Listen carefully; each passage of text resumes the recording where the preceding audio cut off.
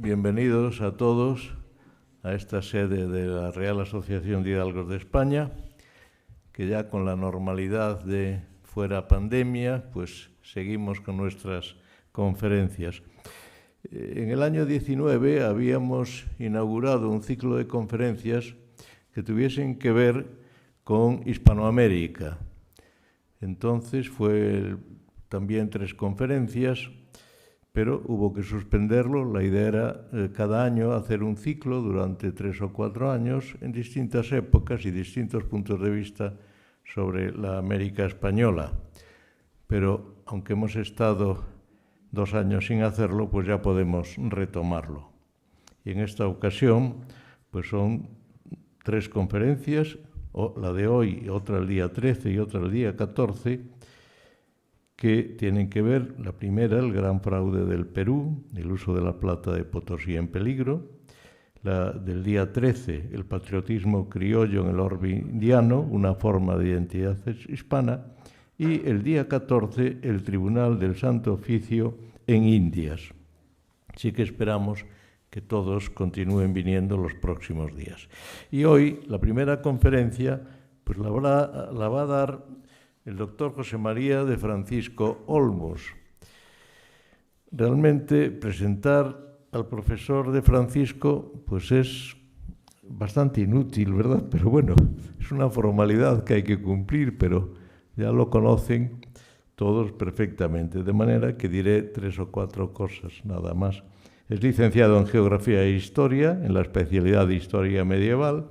Es doctor en Historia Medieval, que obtuvo el Premio Extraordinario de Doctorado, y es profesor titular de Ciencias y Técnicas Historiográficas en la Universidad Complutense de Madrid, en donde ha sido decano de la Facultad de Ciencias de la Documentación.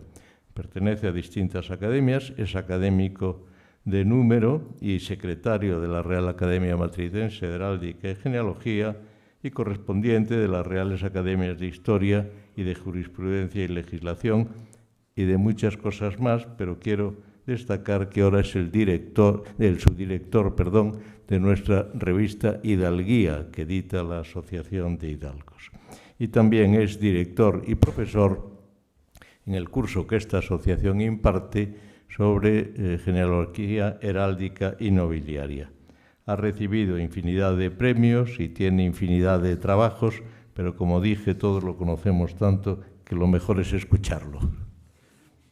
Muchísimas gracias a todos, muchísimas gracias por venir y muchísimas gracias a la asociación siempre por organizar todos estos ciclos y en concreto este de Hispanoamérica. Hispanoamérica en el siglo XVII. Las 3 conferencias van a ser sobre el siglo XVII y vamos a ver distintos aspectos de la sociedad indiana, como se ha dicho, a través de la Inquisición, del patriotismo criollo y de la economía, como es mi caso. Bueno, en mi caso no es exactamente de la economía, sino de la moneda en concreto y de un gran fraude que hubo, que fue internacional y nacional. Y lo veremos casi como cuando se hace una disección de un juicio, ¿no? ¿Quién metía mano, quién no metía mano, por qué se hacía, por qué no se hacía? Yo soy profesor de numismática, de monedas, y por tanto, en una conferencia como esta no se puede venir sin monedas, y por tanto les voy a pasar moneditas para que vean. En primer lugar, bueno, les pongo las que les voy a pasar, se lo explico, y luego ya vamos hablando. Mire, estas 3 piezas, no, que no lo he puesto, o sí lo he puesto, no lo he puesto. ¿Cómo va? Tiene que venir José a decírnoslo. A ver. ¿Qué ha pasado? ¿Sí? ¿Le he dado? A ver.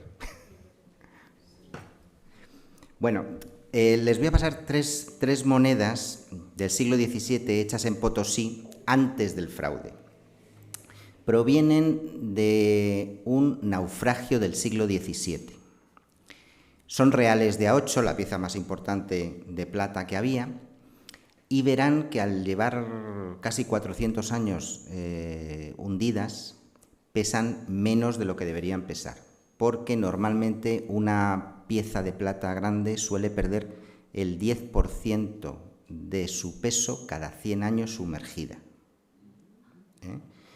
Y entonces verán que no pesa lo que debería pesar esa pieza. Luego les voy a pasar un real de A8 hecho en España, en Madrid, para que lo comparen con esas piezas. Primero pasaré dos de las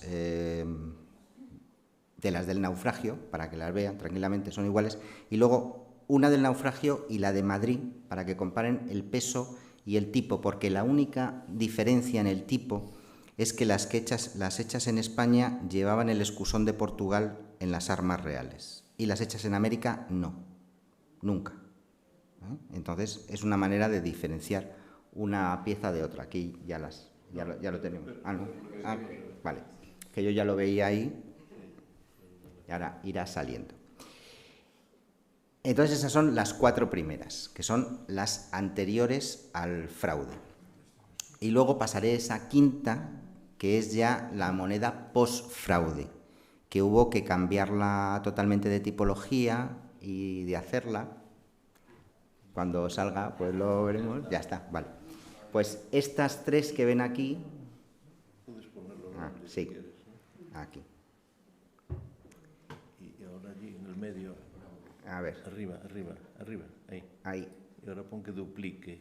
Ahí. Duplica, perfecto. Pues estas 3 que ven aquí son las 3 hundidas. Las monedas de Potosí, reales de A8, anterior al fraude, que llevan las grandes armas de la monarquía, como las vemos aquí. Y esta es el real de A8 hecho en Madrid. Y lleva el escusón de Portugal. Esa es la diferencia. Este real de A8 notarán ustedes que tiene mucho más peso, porque no ha estado sumergido. Es normal, digamos. Y los otros, ya digo, son las hechas en Potosí y que han estado pues 400 años sumergidas. Y a partir de ahí ya iremos viendo determinadas cosas. Por tanto, las 2 primeras piezas las pasamos ya para que las vayan viendo. Como no son iguales, pero son similares, con lo cual pasamos una por cada lado y ahora ya viene José y luego ya pasamos la otra.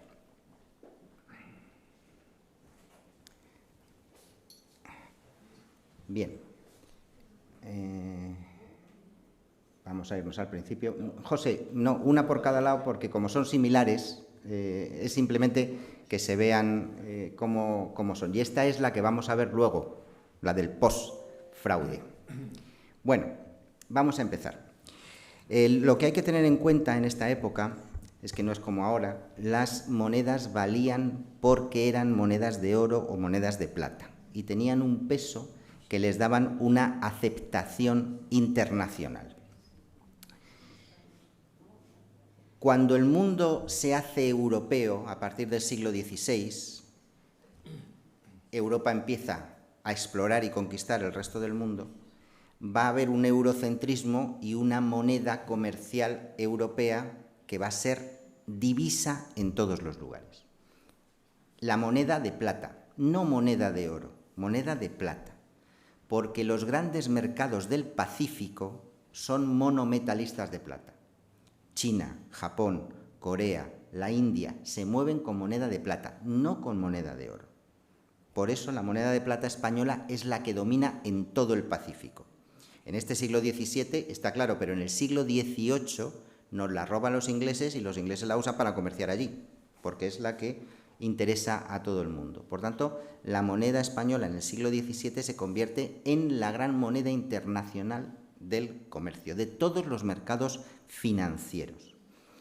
Es verdad que muchas veces no es España quien controla esos flujos, porque como ya sabemos estamos siempre endeudados hasta los ojos y normalmente recuerden a Quevedo, cuando una moneda de plata llega a España va a enterrarse a Génova, que son nuestros prestamistas, y desde Génova ya por toda Europa.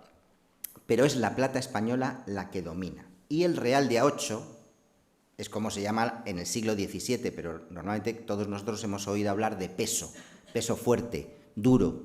El duro, hasta el famoso duro de plata de Amadeo y tal, es el real de A8, para que nos hagamos una idea.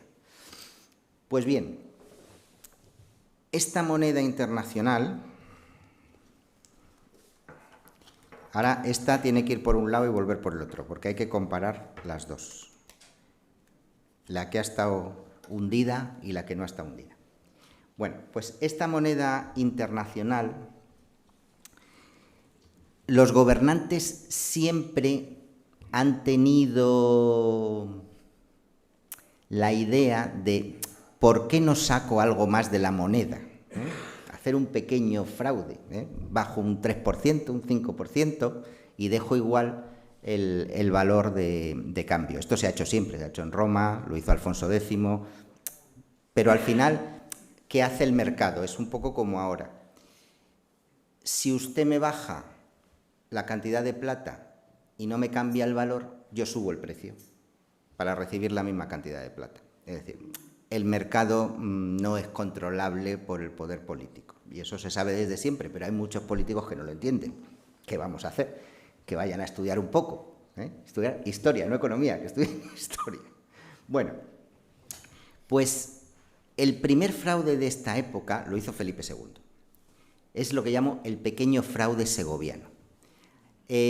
¿Han visto ustedes todas estas monedas que son monedas mal hechas? Porque se hacían a mano, una a una. Y claro, pum, pum, pum, pum, y salen como salen. Lo importante era qué peso tenían, porque eso era lo que le daba su verdadero valor. Pero Felipe II recibe un regalo de su primo, el archiduque Fernando del Tirol, que en Tirol había una ceca magnífica, Hall, que inventaron máquinas para hacer monedas. Y eso es el famoso ingenio de Segovia, que seguro que todos lo conocen. Cualquier persona que haya ido a Segovia ven que allí está un patrimonio industrial mundial, el ingenio de Segovia, que se llamaba así, y pertenecía directamente al rey, no pertenecía a la corona, sino al rey. Y ahí salen monedas perfectas, redondas totalmente, con una calidad magnífica. Entonces, Felipe II decide hacer unas monedas perfectas, con fecha, pero uno de los ensayadores eran las personas como notarios que garantizaban que esa moneda tenía el peso y la ley que tenía que tener. Y entonces le dijeron, bueno, como ha habido muchos gastos, que estamos en bancarrota, que no sé qué, no sé cuánto, ¿por qué no bajamos un poco la calidad de la moneda? Y nadie dice nada, y aquí está bien. Y entonces Felipe II dijo que sí. Estas son las monedas como se hacían fuera del ingenio. Vemos que son, bueno, pues como son. Y estas son las monedas del ingenio, perfectas. Y aquí está, como se llamaba antiguamente, la Puente de Segovia, el acueducto de Segovia, que dice que están hechas en Segovia. Pero no llevaban la marca del ensayador. ¿Por qué? Porque obviamente eran un poco fraudulentas y nadie quería poner su nombre en esas monedas. ¿Qué ocurre? Que cuando las primeras monedas salen del ingenio y los genoveses, que son los que siempre se dedican a estas cosas, ven que estaban rebajadas de plata, dicen, oye, cuidado, un real de A8 de cualquier sitio, muy bien, pero un real de A8 segoviano lo cambio por 78 escudos en vez de por 80, que me he dado cuenta que le has bajado esto. Es decir, estas cosas no se podían hacer porque sí, porque si fuera solo una cosa interna de España, pues el rey mandaba y al final tienes que tragar un poco con lo que sea. Pero al ser una moneda totalmente internacional, que sirve para los pagos de los tercios, que sirve para los pagos de cualquier producto de fuera, de las deudas, de todas esas cosas, pues no se deja engañar, digamos, el comercio internacional. Este fue el primer pequeño fraude. Y ahora ya nos vamos a centrar en Perú. Fíjense que estamos hablando de 1545, muy pronto. Muy pronto. Recuerden que es al inicio del reinado de Carlos I, cuando se conquistan los dos grandes imperios de la América continental, México y Perú, que México se organiza antes, pero Perú tarda mucho en organizarse porque hay muchas luchas intestinas entre los diversos bandos de los conquistadores.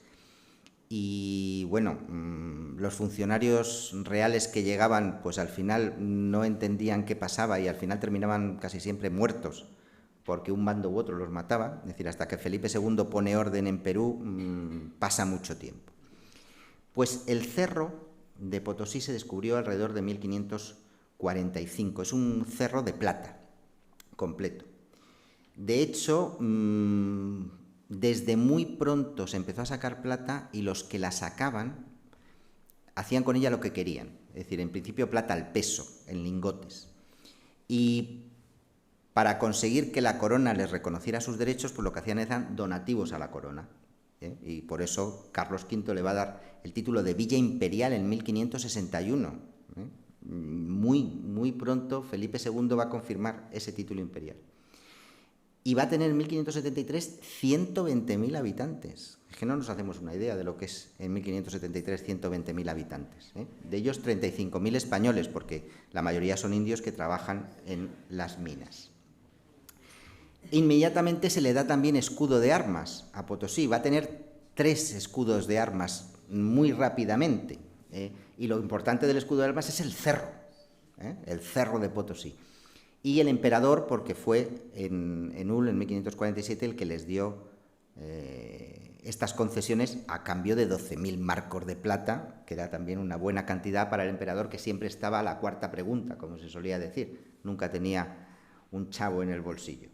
Bueno, pues primero Carlos V, luego Felipe II en 1565 y luego el virrey del Perú en 1575, como vemos siempre, el águila imperial, las armas de Castilla, las columnas como referencia a la divisa de Carlos V, y aquí abajo, donde tendría que estar la granada, está el cerro en el segundo modelo, y en el centro, de nuevo el cerro, en el tercer modelo. Es decir, en el siglo XVI la ciudad de Potosí ya se ha consolidado como un centro importantísimo de extracción y comercialización de plata. Bueno, aquí están los datos de las armas, tampoco es lo que hay que decir, sino la diferencia con el resto del territorio, es decir, tenía un desarrollo mucho más avanzado que el resto del territorio. Aquí tenemos el virrey y por qué les da las armas y los dice, pues porque es una villa muy importante, porque colabora con el imperio, etcétera, etcétera, etcétera. Y aquí tenemos una historia de la villa imperial de Potosí, con los primeros escudos, y cómo ya en el siglo XVII, a principios, ya se sabía de la riqueza de Potosí. Y se sabe por el Quijote o por cómo la gente hablaba normalmente, ¿no? Y incluso ahora, ¿no? Yo todavía, las abuelas decían, vales un Potosí, vales un Potosí. Yo no sé si ahora los chicos lo entenderán mucho, pero queda en el subconsciente que aquello era lo máximo. Nadie puede valer más que un Potosí. Bueno, pues así lo dice Don Quijote. Dice, si yo tuviera de pagar el tesoro de Venecia, ya saben, y las minas del Potosí fueran poco para pagarte. Con lo cual sabemos que en España se sabía que aquello era lo máximo. Bueno, pues ya vamos a centrarnos en el gran fraude. Cuando se hacía una casa de moneda, en aquella época no piensen que la corona controlaba las cosas. La burocracia era mínima. Estamos hablando del siglo XVII. Lo que se hacía era arrendar. Yo te arriendo a ti, yo te nombro a ti tesorero, yo te doy esto y tú me das un monto fijo independientemente de lo que saques. Eso se ha hecho siempre. ¿Por qué? Porque lo que te evitas con eso es la burocracia intermedia. Entonces dice, yo necesito ahora mismo 50.000 ducados o medio millón de ducados. Y un señor dice, pues yo se lo doy. ¿A cambio de qué? A cambio de que me dé usted pues el beneficio de las salinas durante 3 años. Y el otro dice, muy bien, yo recibo mi dinero y si tú sacas 55.000 o 60.000 o 70.000 es cosa tuya. Pero yo tengo el dinero de forma inmediata. No pensemos en la administración como es la administración ahora, que todo lo controla el Estado de forma burocrática. En aquella época no. En aquella época era una relación entre los particulares y la corona o el Estado, que fijaban unas relaciones y cada uno en su ámbito de influencia, mientras se cumplieran los pactos no había problemas. Y eso es lo que tenemos que entender. Bueno, pues cuando hay mucho dinero de por medio hay que poner muchos controles y al final la gente piensa que puede ganar algo más de lo que debería ganar. Y yo creo que eso no hemos cambiado. Pues bien, ahí había muchos controles, había mucha gente y para que se hiciera un fraude como el que se hizo, casi todos, por no decir todos, tenían que estar implicados, desde el de arriba del todo al de abajo, porque se reparte entre todos las ganancias y a nadie le interesa que se sepa. ¿Qué ocurre? Pues durante el virreinato del conde de Mayalde, también conocido por su título matrimonial de príncipe de Esquilache, hubo una visita a la ceca de Potosí. La visita era una especie de auditoría. La manda el gobierno, ya sea la corona, el virrey o un obispo, que se oye mucho, una visita episcopal. Quiero saber lo que está ocurriendo en mi sede episcopal. Pues esa visita lo que hace es, bueno, pues enseñarme los libros, vemos cómo funciona, que cuadren las cosas, esas cosas. Bueno, pues esa visita dijo que había algunas acuñaciones que parece que no tenían la cantidad de plata que tenían que tener, 1618, 1619. Y de hecho se mandó una remesa a Sevilla para ver qué pasaba a la casa de contratación, y allí se vio que había una serie de faltas. Pero el problema es cuando una falta se convierte ya en un delito. Es decir, si todo esto se hace a mano, ninguna moneda puede pesar lo mismo. Ninguna moneda puede tener la misma cantidad de plata que otra. Por eso siempre había un margen, un 5%, un 10% como mucho, de decir, hombre, pues es como los árbitros, ¿no? Unas veces te dan y otras te quitan. Dice, unas salen con un poco más y otras salen con un poco menos. Bueno, pues se compensa por eso. Y entonces, en principio, no se hizo nada en Madrid. Se dijo, bueno, que se siga con ello. Pero ya durante la época de los virreyes, los condes de Chinchón y marqués de Mancera, el primer marqués de Mancera, porque luego hay otro posterior también, vuelven a ordenar inspecciones. Y el resultado es el mismo: inexactitud en los pesos, falta de ley en las monedas, etc.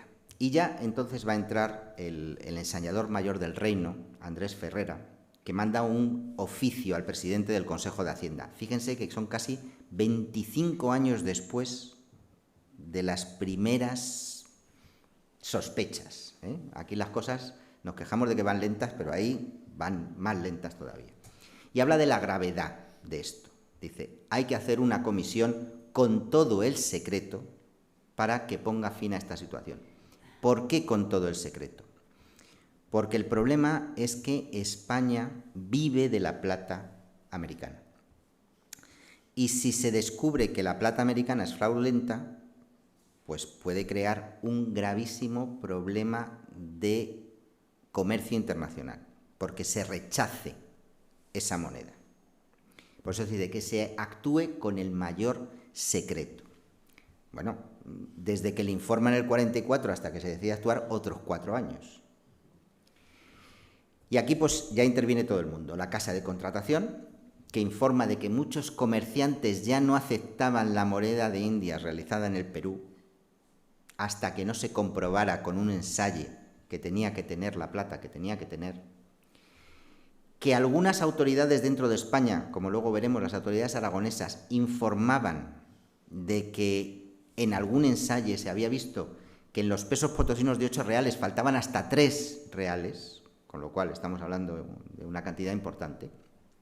Y ya el rey dijo, pues ya no podemos parar, hay que ver en serio lo que ocurre. Y en la última remesa llegada desde Perú, se dio cuenta de que el fraude relativo medio era del 25% en cada peso, que es mucho dinero, una cuarta parte.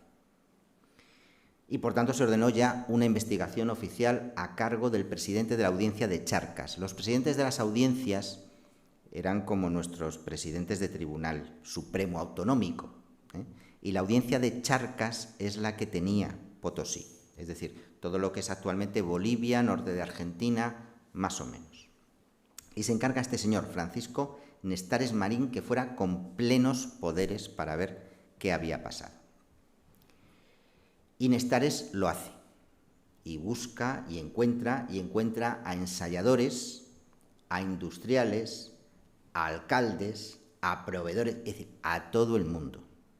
A todo el mundo. Porque, repito, estas cosas no se pueden hacer si no está todo el mundo en el ajo. Porque teóricamente hay muchos controles. Y, por tanto, si todos los de los controles no están en el ajo, pues al final te pillan. Y entonces está el industrial que llevaba la pasta de metal. Está el alcalde, que no es un alcalde como nosotros entendemos, es un alcalde de justicia. No es un alcalde gubernativo, sino un alcalde de justicia. Y están los ensayadores, que son los que tienen que poner las cosas. Y entonces, a partir de ahí, se vio qué monedas y qué ensayadores estaban implicados. Entonces se empezaron a llamar a las monedas como por los nombres del ensayador. Es decir, si el ensayador se llamaba Rocha, pues las rochunas que llevaban la marca de ese señor.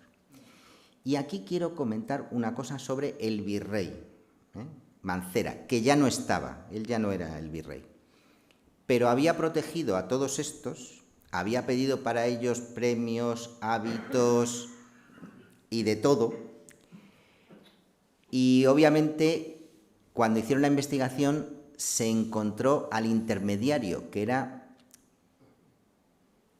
una persona que trabajaba en la casa del virrey, como servidumbre. Al final al virrey no se le encausó, pero vamos, yo particularmente opino que el virrey se llevaba también su parte, pero bueno, ahí estamos.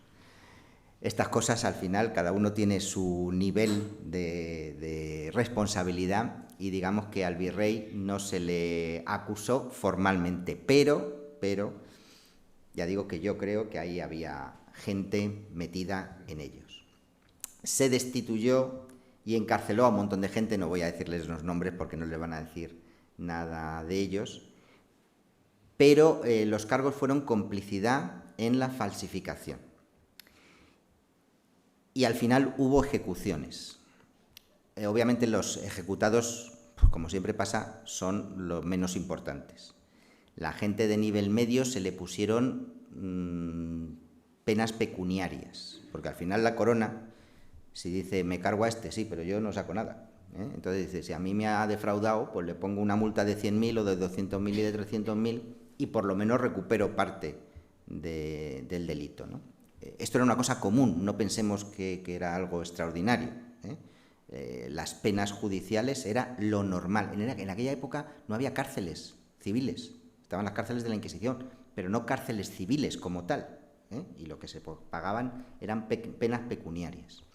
O arrestos domiciliarios para la gente muy importante. Te arrestaban, todos habrán oído hablar de la princesa de Éboli. Bueno, pues la princesa de Éboli la metieron en la cárcel. ¿Cuál era su cárcel? Su palacio. Su palacio, la pusieron un arresto domiciliario y ya está, en este caso. Bueno, dejemos ahí el fraude. Se encontró a todas esas personas, se les encausó, se les condenó, pero el problema es, ¿y ahora qué? Es decir, ¿qué hacemos con esa masa monetaria que sabemos que es fraudulenta? Pues en principio se intentó hacer una cosa racional, pero el problema es que con la moneda y con los mercados se suele decir que el miedo es libre. Dice, ¿por qué sube o qué baja la bolsa ahora tal? Pues por alguien que ha estornudado o ha dicho al lado de alguien una palabra que se le ha entendido mal. Pues entonces aquí dicen, no, mire, hemos visto que las monedas hechas por este ensayador solo tenían un 10% mal, las estas por estas un 20%, las esas por esta tal, y por tanto les vamos a poner una marca y en vez de 8 reales, pues se cambian a 7,5, a 7 o a 6,5, es decir, por lo que tiene que ser. Y se retira toda la plata antigua que llega a las arcas del Estado. Es decir, no se vuelve a poner, sino que es para fundir. Y así coges toda la masa monetaria. Sé que esto a veces parece un poco complicado, pero es una cosa bastante lógica. ¿Qué ocurre? Pues que la gente dijo, ¿y me voy a fiar ahora, después de todos estos años, de que de verdad los de 8 son a 7,5 o a 7 o a 6,5? No, al final la gente lo que hacía era rechazarlo todo. O ponerse un premio. Es decir, no, esta tiene que valer 7,5. Dice, pues a mí o me la cambias a 7 o a 6 o no te la acepto. Es un intercambio entre particulares y dicen, oye, que yo te pago con esto. Dice, sí, me pagas, pero no a 7,5. A 7, a 6,5 o a 6 porque no me fío. Y como no me fío, pues esto es lo que hay. Y por tanto, hubo durante un periodo de principios de los años 50 que se intentó desde la administración, el conde de Salvatierra fue el que era el virrey, hacer esta racionalización del fraude, pero que al final no funcionó. No funcionó ni dentro ni fuera. Aquí tenemos algunas monedas de esas fraudulentas que ven que llevan marcas. ¿Ven esa coronita por aquí? O esa aquí. Bueno, pues esas marcas indicaban a la población si eran de 7,5, de 6, de 6,5 o de lo que fuera. Aquí vemos otros ejemplos, aquí se ve yo creo muy claro, pero ya digo, el problema es que la gente no se fiaba de ello. Dice, si me has estado engañando durante 40 años, bueno, me has estado engañando, los que hacían las monedas, dice, no me tengo por qué fiar de esto. Y por mucho que les ponían cositas y que lo decían y que sí y que tal, pues al final hubo que tomar una decisión drástica. Aquí estoy poniendo imágenes de distintas piezas para que las vean.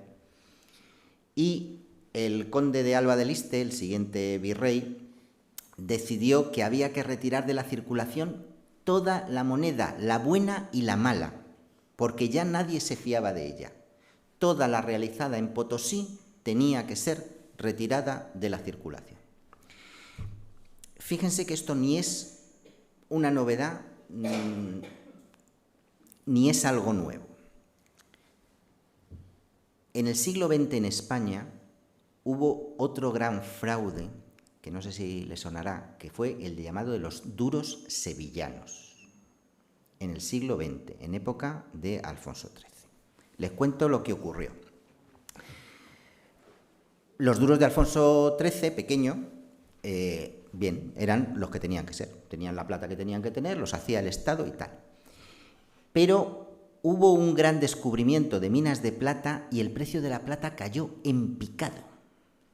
Y entonces la gente que tenía plata perdía muchísimo dinero. Y entonces, ¿qué dijo? Dice, bueno, pero si yo, imagínense, 4,5 o 4 gramos de plata me los pagan a 1 peseta y amonedada me las pagan a 5 pesetas, los duros, dice, lo que voy a hacer es duros de plata.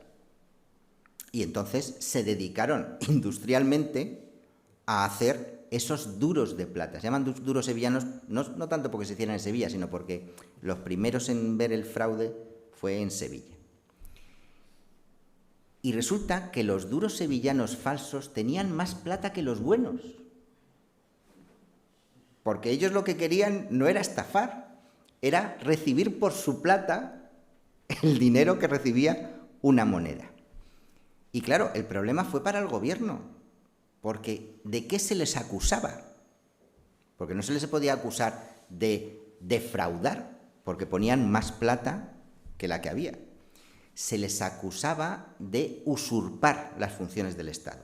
Es decir, el Estado es el único que puede hacer moneda y tú te estás haciendo moneda sin ser el Estado. Pero al final, ¿qué tuvo que hacer el gobierno? Retirar de la circulación todos, los buenos y los malos. ¿Por qué? Porque, dijo el ministro de Hacienda, dice, es que ganamos dinero retirando los malos. Claro. Entonces, al final se ve, porque esta época ya estaba el ABC, se ven largas colas de gente en las puertas del banco llevando sus duros, los buenos, los malos, los regulares, porque claro, al ver esto, muchos malos falsificadores hicieron un montón de falsificaciones muy malas. Pero claro, como decidieron retirar de la circulación todo y pagar todo, pues bueno, fue un gran escándalo, también un gran escándalo político, pero que vean que incluso en el siglo XX, con este tipo de falsificaciones, hay que tomar medidas drásticas. Y la medida drástica es toda la masa circulante que está en duda, sea buena o sea mala, hay que retirarla de la circulación. Esto también ocurrió, pero de forma muy sibilina, justo después de la Segunda Guerra Mundial, con las falsificaciones de Hitler. Ya saben ustedes que en los campos de concentración se falsificaban sobre todo billetes de 5 libras para pagar lo que Alemania tenía que pagar en los estados neutrales, sobre todo, y los espías y todas estas cosas. Y eran grandísimas falsificaciones, buenísimas falsificaciones. Cuando esto se descubrió, pues claro, lo que no se podía decir es la libra, que era en aquella época la divisa referencia, dice, tenemos un problema de falsificación. No se pudo decir. Y entonces, después de la guerra, paulatinamente se fueron retirando de la circulación, sin darle mucho bombo, todos los billetes de 5 libras que habían sido falsificados por los alemanes. Que no es nuevo, quiero decir, que todas estas cosas se hacen. Bueno, pues en el 1657 se decidió que toda la plata vieja había que ser retirada. Y nació un nuevo diseño, porque dicen, mire, que ya hemos limpiado la ceca, tenemos la mejor plata del mundo en Potosí. Toda la plata vieja que veían ustedes, que han visto ustedes, la retiramos de la circulación, sea buena, mala o regular. Y ahora vamos a hacerla así. Es decir, volvemos al tipo de columnas, al primer tipo que se hacía en América con Carlos V y Juana. Las divisas, que van a ser las columnas que luego van a estar en toda la moneda de plata americana. Este tipo se llamó perulero, el tipo de Perú, con las columnas, con el plus ultra, con todo, y se hicieron bastante bien. Les paso ahora una de verdad, esta es de las buenas ya. No es de Felipe IV, es de Carlos II, pero la ven ustedes que está bien. El agujerito que tiene es porque se ha hecho para colgar. Estas monedas buenas de plata y tal, también volvemos al caso de las abuelas, tenían sus pulseras con los alfonsinos de oro, que es que muchas veces el oro y la plata, dice, yo le llevo encima, así no le pierdo. Y entonces, pues a veces se cuelga al cuello y, bueno, pues ahí pierde valor numismático, eso sí, en una subasta, pero bueno, ahí tiene más de 300 años y ahí está, con ese color viejo, oscuro de la plata buena. Ya saben que la plata, para que sea buena, no tiene que brillar. Tiene que tener este color oscuro, como betún, así que lo tocas y queda bonito. Luego les contaré otra anécdota también del siglo XX. Bueno, pues este es el tipo nuevo de Perú, el posterior al gran fraude, y que por tanto es, con esto hemos acabado. Es la nueva moneda de Potosí, tal. Bien, pero esto tuvo consecuencias internacionales y muy graves, muy graves. Claro, cuando esto se supo, todas las plazas comerciales decidieron no aceptar estas piezas. Y el problema fue, sobre todo, el pago a los ejércitos, que hubo que decidir pagarles directamente en barras de metal o en cualquier cosa, pero no en plata de Perú. Pero no solo en los ejércitos españoles o en el comercio internacional, sino dentro de España. Dentro de España, lo que nosotros conocemos como monarquía hispánica era una confederación de estados independientes, todos con su moneda, sus leyes, etc. Pero claro, la moneda castellana era tan importante que las monedas de los otros reinos pues prácticamente se hacían por hacer y de una circulación muy interior. ¿Por qué? Porque la moneda buena, el oro y la plata castellana, era el que circulaba por toda España. ¿Qué ocurre cuando en Aragón, en Cataluña, en Navarra, que son reinos que tenían moneda propia, se dan cuenta del fraude del Perú? Pues dicen, oye, es que nos estáis estafando. Y entonces al final, las autoridades de cada reino, con permiso del rey, deciden que toda la moneda de plata que llega a esos reinos sea fundida y en sus casas de moneda, que hacía siglos que no hacían reales de A8 porque utilizaban los castellanos, van a hacer piezas de A8. Y por eso llama la atención que hay reales de A8 zaragozanos o reales de A8 de Pamplona hechos justo en estos años. Y están hechos con moneda de Perú. Es decir, si tú haces un análisis, como esto tiene una trazabilidad, tú puedes coger cualquier pieza de metal y tú puedes saber de qué mina ha salido.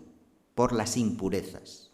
Es decir, tú dices, me lo estoy inventando, en Perú tiene que tener un 3% de manganeso, un 2% de pirita, un tal. Y es la trazabilidad que te sale de Potosí. Y si es de otra mina, pues otra. Por tanto, lo que quiero decirles es que se hacen pregones, se hacen provisiones y dicen, oye, toda la pieza de plata que llegue de Perú, que no circule, que vaya a las arcas, que se funda y que se reacuñe, ya con la nueva normativa. Y por eso tenemos estos preciosos reales de A8 1651 en Zaragoza, o estos de Navarra. Este es un cincuentín, el único cincuentín no castellano, que se hace en Navarra con plata peruana. Fíjense también que en Navarra siempre han mantenido el numeral. Felipe VI de Navarra, es nuestro Felipe IV. Por tanto, se ve un periodo muy corto, en los años 50, que los reales de 8, es decir, las monedas de más valor en plata, solo se hacen en Aragón y Pamplona en estos años concretos, y siempre con moneda de plata por el fraude. Y un caso excepcional. En estos años, desde 1640, ya saben, la famosa crisis de 1640 con el conde duque de Olivares y cómo se rebela Cataluña y se hace francesa y pasa a ser parte del Reino de Francia. Y está 12 años luchando contra Felipe IV hasta que don Juan José de Austria va allí y toma la ciudad, Barcelona.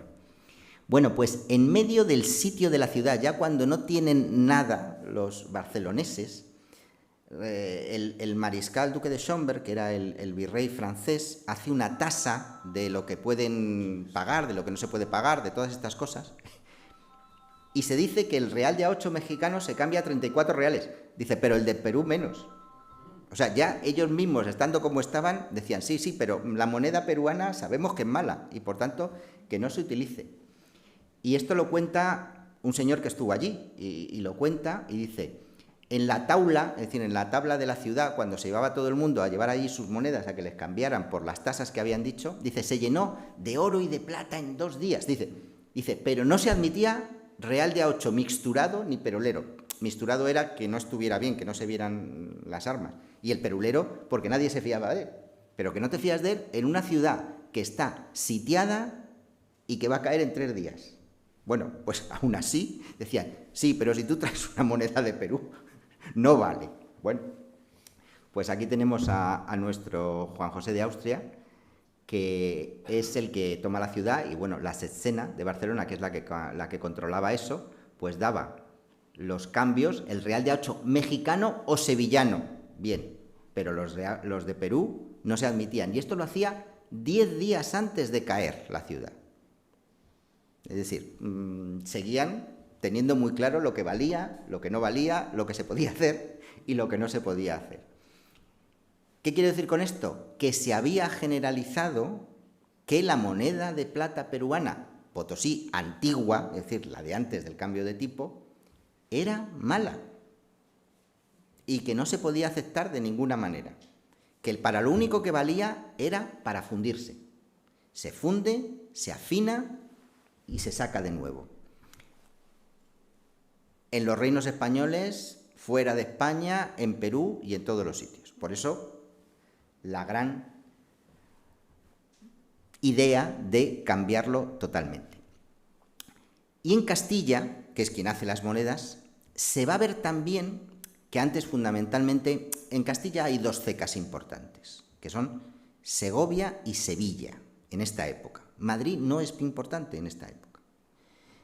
Pero había otras muchas cecas que se dedicaban sobre todo a hacer moneda de vellón, que era la que se utilizaba para ir a comprar el pan. Pero ¿qué ocurre? Que como llegaba tantísima plata peruana, al final en Castilla se decidió también que toda la plata peruana que llegaba había que fundirla. Y en todas las cecas, por raras que sean, dentro de las cecas castellanas, vamos a encontrar también en estos años 50 reales de A8 que no se acuñaban, repito, desde hacía siglos, y todos con plata peruana. Y aquí les pongo algunos ejemplos. Esta es una pieza de Toledo, esta es de Madrid, esta es de Valladolid. La ceca de Valladolid es rarísima en acuñaciones de plata, es fundamentalmente de vellón. La de Cuenca, que también es muy reducido su volumen de acuñaciones en plata grande, pues aquí las ven, todas las cecas prácticamente, y todas del mismo año, 1651, 1652, rarísimas piezas, de Burgos o de Granada. Y es verdad que también hay algunas acuñaciones extraordinarias del Ingenio, ahí ven Segovia, que también van a ser de plata peruana. Por tanto, antes, ¿qué ocurría? Llegaba la plata peruana, se movía por España, no había ningún problema, iba a Génova, iba a pagar a los tercios, iba a tal. Así que, ¿a qué se obligó con la llegada de la flota con esto? Pues a una parada técnica. Es decir, te ha llegado, voy a decir, 1 tonelada de plata y tú antes, pues pum, pagabas todas las deudas que tenías inmediatamente, pum. Ahora no. Ahora esa tonelada de plata se tenía que redistribuir por España, volverse a acuñar, o sea, volverse a fundir y volverse a acuñar. Y con eso volver a pagar. Porque nadie te aceptaba, ni dentro ni fuera, las monedas con la marca antigua de Perú, de Potosí. Al final, dentro de los ensayos que se hicieron, pues ya digo, entre el 25 y el 26% de todas las monedas eran fraudulentas. Y se ha calculado que en los años que hubo el fraude, se llegó más o menos a un fraude de 10 millones de pesos a la Real Hacienda. Eso es enorme. Ya sé que no nos hacemos una idea, pero un peso de estos era mucho dinero en aquella época, mucho dinero. Un peso de estos son alrededor de 250 maravedís. El maravedí es para comprar el pan, más o menos, que nos hagamos una idea. Pues esto valía 250, 260, 270, 280, dependiendo de cuánto de plata tuviera y tal. Y podemos decir que un salario normal, a lo mejor eran al mes para una persona normal 4 reales. Pues fijémonos de lo que estamos hablando. Y esto es a la Hacienda Real, no es a nadie distinto. Con lo cual, los de Potosí se llenaron bien los bolsillos con esto. ¿Y qué ocurre? Porque esto es todo la avaricia. Porque si tú haces un fraude del 7%, nadie te va a ir a por ti. Y a lo mejor los primeros años era un fraude del 7%. Pero como no te pillaron, pues haces un fraude del 10%. Y luego del 12%, y luego del 15%, y luego del 20%, y luego del 25%. Y como aquí no te pillan, pues hasta que te pillan. Pero que esto, como siempre, ¿no? La avaricia rompe el saco, según decimos. Bueno, pues esto ha sido un poco la totalidad del fraude. Esta fue ya la vuelta a la normalidad, lo que les he dicho. Cuando se decidió, no, hay que hacer una moneda distinta, el perulero. Es verdad que al principio se hicieron mal, pero dijeron, no, vamos a intentar hacerlas lo mejor posible, para que tengan también un aspecto que llame a la confianza. Porque, repito, siempre que nos movemos con cosas de dinero y el hecho de bolsa y de todas esas cosas, fundamental es la confianza, no tanto la realidad, sino la apariencia de la realidad. Porque tú puedes desgañitarte y decir todo, pero si la gente no te cree, no te cree. Muchas veces en política se dice que lo importante no es la realidad, sino la percepción de la realidad. Pues aquí un poco lo mismo. Dice, pues la percepción es, mira, todo lo anterior lo he quitado, soy consciente de que ha habido un fraude, voy a hacer unas monedas buenísimas, con incluso más peso del que tienen que tener, incluso con un cambio importante que era también para que la gente lo entendiera mejor. En España, hasta bien entrado el siglo XIX, las monedas están siempre en latín, porque es la lengua culta. Pero fíjense en estas monedas, está en castellano. Potosí, el Perú, año 1661. Es decir, para que cualquier persona pudiera leerlo sin tener problemas, no que ponga hispanear un rex, no sé qué, no sé cuánto, no, te lo pongo en castellano, para que veas que esta va a ser la moneda de verdad, que no va a haber ningún problema, que vamos, lo que queramos. Y esta fue, ya digo, la que acabó con todo el fraude. Y este modelo tuvo tanta aceptación y tanto éxito que se va a mantener en el Perú, en Potosí en concreto, hasta la época de Carlos III. Es decir, ciento y pico años. Carlos III va a hacer su última reforma monetaria con la pragmática de Aranjuez de 1772, que es la que obliga ya a que todas las monedas lleven su cara. Si han visto las monedas de Carlos III, pues todas con su cara. Vestido de civil en las que se hacen en la península y vestido a la romana en las que se hacen en América. Y en todas las monedas que se hacen en América, viniendo de Potosí, se colocan las columnas a los dos lados del escudo de España, vamos, del escudo pequeño, del abreviado. Ese escudo identificaba las monedas americanas. Cuando se pierden las colonias americanas, bueno, no las colonias, las provincias americanas, los reinos indianos, en la época del trienio liberal se decide que las monedas hechas en España mantendrán las columnas por primera vez, en recuerdo de lo que tuvimos y de lo que nos quedaba. Y ese es el modelo que se ha mantenido hasta nuestros días en el escudo de España. Por tanto, vienen también a través de esto. De hecho, en el siglo XVIII, la moneda española, con estas características de llevar las columnas, la llamaban los holandeses y los americanos pillar dollars. Es decir, el dólar, porque el nombre del real de A8 en holandés y en inglés es daelder, dólar. Dice, el dólar de las columnas, que era la moneda española, la única que llevaba columnas. Cuando los americanos ganan la guerra de independencia y deciden hacer su moneda propia, el dólar, se dice, y tiene que tener las mismas características que la moneda hecha en México, es decir, la española hecha en México. Y cuando deciden cuál es el símbolo que le van a dar al dólar, recuerden, una S con dos rayitas, no es una S con dos rayitas, son nuestras columnas de Hércules, el plus ultra, que quitan el escudo de España y el plus ultra le ponen así. Es decir, nuestra moneda fue la moneda de referencia desde la época de Carlos I hasta la época de Fernando VII, en todo el mundo. Y una crisis como esta fue algo inaudito que se pudo salvar, aunque fueron muchos años y no todo el mundo estuvo metido en el ajo, gracias a una investigación seria hecha por este señor, Francisco de Nestares, que luego el pobre hombre murió enseguida, no le dio tiempo a que recibir honores y estas cosas, y luego a partir de que la administración decidió romper sin mirar atrás, es decir, hay que hacer una cosa drástica, pues se hace. Esto nos lleva a pensar que toda la economía española y mundial dependía a mediados del siglo XVI de la plata que se recibía de América.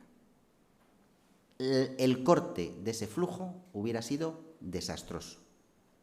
Y este fraude estuvo a punto de, como he dicho, que la plata de Potosí no pudiera entrar en el comercio internacional. Y nada más, muchas gracias.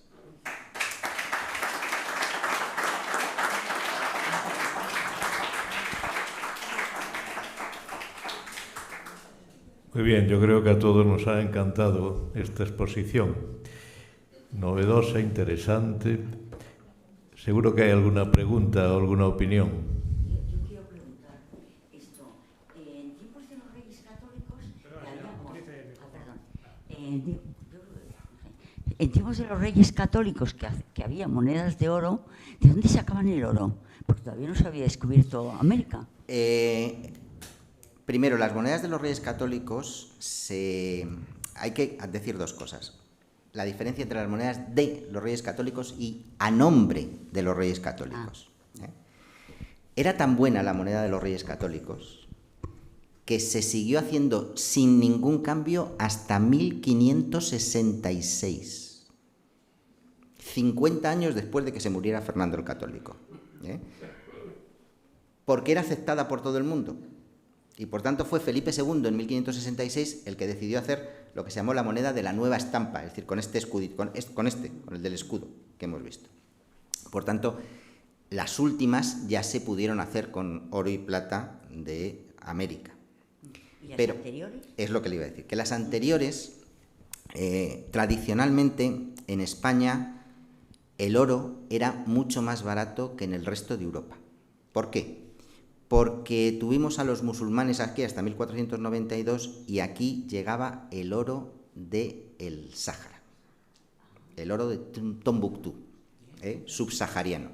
Pero llegó desde siempre, con los almorávides, con los almohades, con los granadinos, y entonces el comercio internacional se hacía fundamentalmente con el oro, y ese oro era oro subsahariano, africano. Y como aquí había mucho más oro que en el resto de Europa, porque en Europa no hay minas de oro, en Europa hay minas de plata, pero de oro contadas. Aquí el oro era más barato en comparación que en el resto de Europa. ¿Y qué hacían los genoveses y los comerciantes que venían aquí? Cogían la moneda de oro española y se la llevaban, porque, voy a inventarme, aquí se cambiaba a 8 y se la llevaban a Génova a 10. ¿Por qué? Por la ley de la oferta y la demanda. Es decir, aquí había menos, pues tal, y allá había más, pues eso. Por eso los Reyes Católicos aprobaron una ley que iba contra lo que ellos llamaban la saca de moneda. Tú traías tus cosas, te pagaban, pero decían, no te lo puedes llevar en líquido, en moneda. Solo te puedes llevar un porcentaje. El resto compra cosas aquí. Entonces compraban el vino, el aceite, la lana, que era nuestro gran cosas, ¿no? Pero no se podían ir solo con las monedas en el bolsillo, porque entonces, claro, nosotros nos quedábamos sin monedas. Entonces, bueno, pues ahí estaban. Hay una pregunta por detrás. Ahí. Enhorabuena por la conferencia, sumamente interesante y para mí muy novedosa. Muchas gracias. La trazabilidad de la plata, ¿qué exacta es? Pregunto. 100%. Sí, pero una mina que está situada a 50 kilómetros de otra mina, es la tiene 100%. Vamos a ver, el problema es tener una base de datos. Quiero decir, si yo de esa mina no tengo en mi base de datos lo que tengo que tener, pues claro, no la puedo identificar. Es decir, todas estas cosas no van porque tú pita y te dice Potosí. No, te da unos porcentajes. Entonces tú te vas al libro de porcentajes y dices, ¿quién tiene estos porcentajes?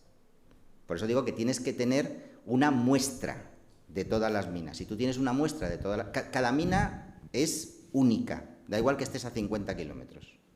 Entonces, si tú tienes una suficiente base de datos de minas, tú puedes decir al 100% de qué mina sale.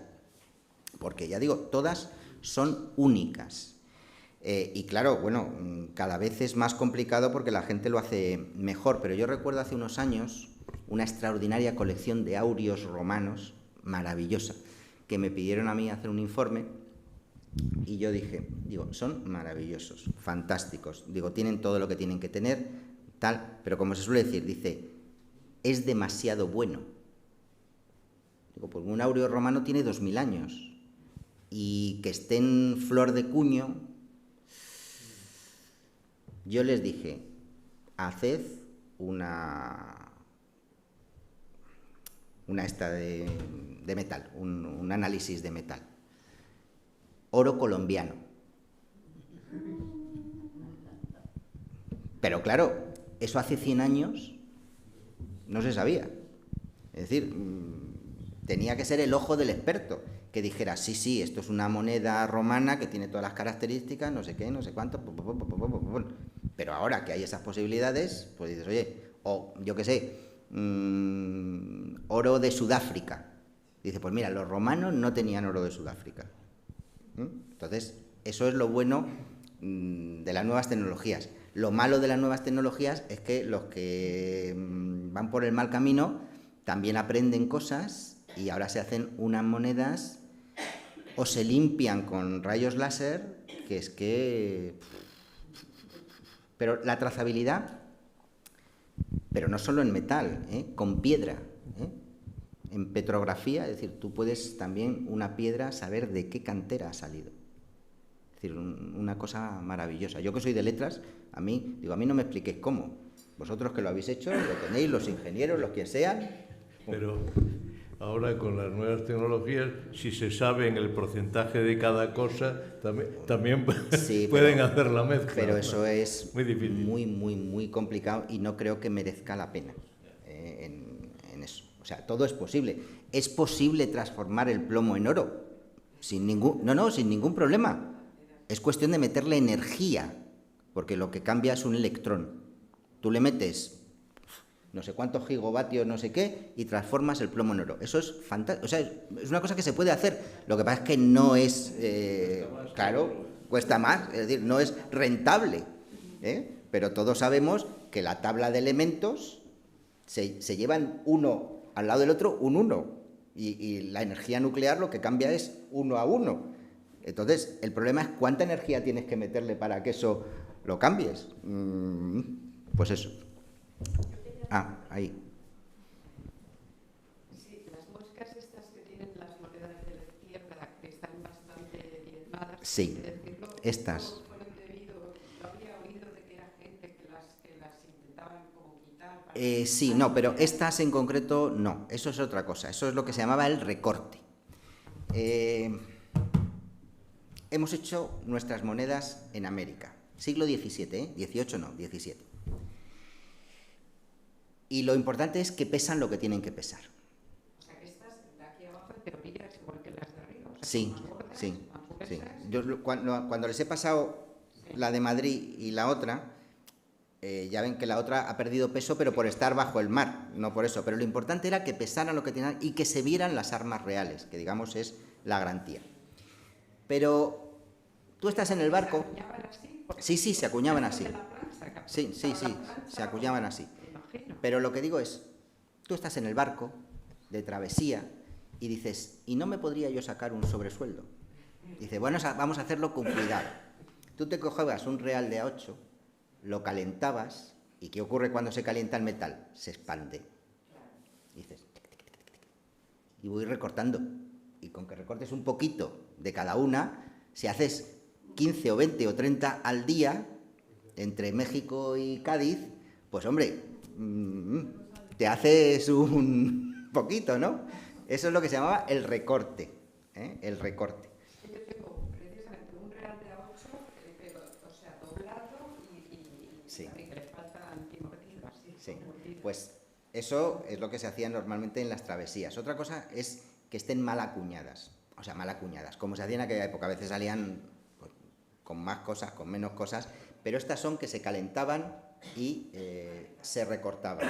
Y claro, es que al final la plata es la plata y había mucho que mover. Y precisamente por esto, en época de los Borbones, se ordenó poner a las monedas lo que tenemos ahora, que es una especie de girola, un cordoncillo alrededor. ¿Qué ocurre? Que con el cordoncillo evitas la expansión. Porque además decían, oye, si te llega una con cordoncillo que está expansionada, no se acepta. ¿Por qué? Porque has intentado hacer trampa. Y entonces ya a partir del siglo XVIII, con esa mecanización del cordoncillo, ya no se hace, no hay ese problema con las piezas de plata. Pero vamos, todo el mundo hace lo que tiene que hacer.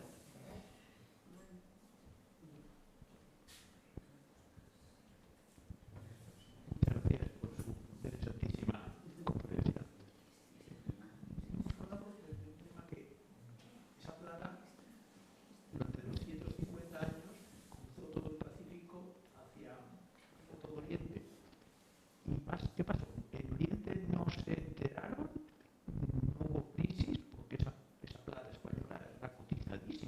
Sí. Pero en el 17 es todavía un mercado relativamente escaso en esta época. El gran mercado es en el 18, en esa época, porque prácticamente el 17 está circunscrito al famoso galeón de Manila, que va de Veracruz a Manila, 2 viajes al año, y desde las Filipinas es donde ya se iba hacia China, hacia Japón. Japón, con su cierre de fronteras, pues fue complicado también, pero bueno, ahí está. Pero fue fundamentalmente en el 18 cuando todas estas naciones, más que a través de los españoles, a través de los ingleses que nos la robaban, pues es cuando entran dentro del flujo comercial. De hecho, cuando ellos deciden crear su moneda de plata, el yen del plata, el tael en China, es una copia del real de A8 español, en todo. Cambian los tipos, porque cambian los tipos, el won coreano, pero lo copian porque consideran que es la pieza. Si ustedes van a China, claro, antes, cuando todavía era normal estas cosas, encuentras en China reales de A8 que se denominan punzonados, que parece que como si fueran, yo qué sé, las patitas de una mosca colocadas en el real de A8. Eso lo que era que los gobernadores provinciales autorizaban la circulación de la moneda española dentro de China. Entonces decían, vale, o algo así. Yo no sé chino, por tanto no sé exactamente, pero encuentras toda la cara de Carlos III, de Carlos IV, punzonada, con unas marquitas. En China, en Corea, en la India, lo que da muestra de que se aceptaban perfectamente. Es decir, no hay ningún problema. Si es plata buena, dicen, si es plata buena, ¿para qué voy a hacer nada? Pero si van ahora, que no les estafen, porque claro, ahora lo que hay son muchas reproducciones modernas. Claro, si copian todo, pues ¿por qué no van a copiar esto? Pero ya digo, hace muchos años, 40 o 50 años, cuando todavía no estaba China como estaba, a lo mejor podías encontrar verdaderos, porque al final la plata se guarda. Es decir, la gente, si tenía una moneda de plata, la guardaba en casa porque eso siempre era un valor seguro. Y era de sus bisabuelos o de sus tatarabuelos o de quien sea. Y hemos encontrado también, incluso en la India, pero no en la India pacífica, sino en la India del Golfo Pérsico, del otro lado, donde había el circuito portugués. Porque como ya sabemos que en esta época Portugal y España estaban unidos, pues por el circuito portugués, a partir de Goa, Adén y lo que era el Cuerno de África, pues hemos encontrado ahí. Yo recuerdo un amigo que en el Mar Rojo, cuando estaba en Egipto, entró en una tienda y se trajo un real de A8 hecho en Cartagena de Indias. Obviamente quien se lo vendió no tenía ni idea, pero él era una persona avezada y dice, esto me ha pagado las vacaciones y más. Porque claro, lo vendió por mucho más dinero del que eran. Pero bueno, que eso hay que tener suerte y tener también ojo. Entonces, y además ahora con toda la protección que hay de bienes de interés cultural, uno no puede llevarse de un país cualquier cosa. Más que nada porque te puedes meter en un lío. Tú has llegado a una tienda de antigüedades y dices, quiero comprar eso, y digo, pues hágame un papelito. Un papelito, no vaya a ser que en la aduana o en el aeropuerto me digan que yo lo he comprado legalmente, ¿no? Y esas cosas. Pero bueno, en esa época todavía no era importante. ¿Alguna pregunta más? ¿Alguna cuestión más? Ahí. Sí, bueno, nada, que enhorabuena por la conferencia. Y una pregunta era si el que tenía el fraude era el de Perú, pero ¿podría ser alguno de México también? ¿O eso no estaba, digamos, ahí? Vamos a ver. No debería haber fraude en ningún sitio porque los controles eran muchos. Lo del Perú, obviamente no sabemos quién inició el fraude, pero estamos hablando de que ya en el 18 ya se vislumbraba. Entonces, en algún momento, ya digo, todo el mundo que tenía interés se puso de acuerdo en hacer un pequeño fraude. Un fraude de esos permitidos. El problema fue al crecer el fraude. Yo estoy seguro que en el resto de las CECAs había un tanto por ciento pequeño de fraude, pero no este fraude. Entonces, claro, al haber tantos controles, lógico es que no pasará nada. Y sobre todo, no pasa nada en la CECA y no pasa nada cuando lo recibe quien tiene que recibirlo, es decir, los genoveses, volvemos a los genoveses. Si te decían, los de Sevilla, fantástico, los de México, fantástico, no me dan problemas. Los de Perú sí. Entonces, si nadie nos avisa, que en este caso serían los genoveses, los receptores, que me están engañando, no tengo por qué dudar ni de Sevilla, ni de Segovia, ni de México, porque funcionan como debería funcionar, es decir, sin ningún problema. Pero claro, es que lo de Perú fue muy gordo, fueron muchos años, y es que se pasaron de rosca. Y claro, pues el problema es ese, que te pases de rosca. Por lo menos pienso, porque vuelvo a decir, todas estas monedas hasta la mecanización del 18 se hacen a mano. Tú no puedes exigir que todas las monedas pesen lo mismo, porque no puede ser. Por eso a veces había que recortarlas, porque después se pesaban y las que pasaban de en peso más de un 2% o un 3%, como eso era pérdida para el Estado, o bien se recortaban o bien se volvían a fundir. Pero había lo que se denomina feble, que es decir, hombre, esto tiene que pesar 24. Bueno, pues si pesa 23 tampoco pasa nada. Pero claro, si ya te pasas de rosca, pues es que... ese es el problema. ¿Alguna cosa más? Bueno, pues muchísimas gracias, José María de Francisco. A mí me dejas perplejo todo lo que sabes, porque sabe de todo, además. Realmente acomplejas. Bueno, una última cosa de la plata de los abuelos. Todos habrán visto en los pueblos, en las tiendas de ultramarinos, que tenían mostradores de mármol en los pueblos. Eso era para comprobar la plata. Claro, tú dejas caer una moneda de plata y tiene lo que se denomina sonido argentino, por plata. Pling. Si hay fraude, hace plong. Pero que es una cosa que todos hemos visto en los pueblos de veraneo y tal, que la mayoría de las tiendas tenían mármol en las tiendas, y era cuando todavía se usaban monedas de plata, que era para dejar caer la moneda y sonar, que es el pling, esa es la buena, y el plon, esa es la mala.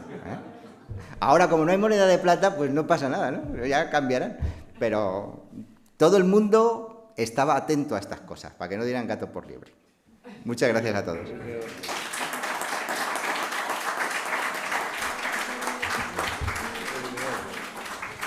Además, con cosas. Con la pasta. Con la pasta.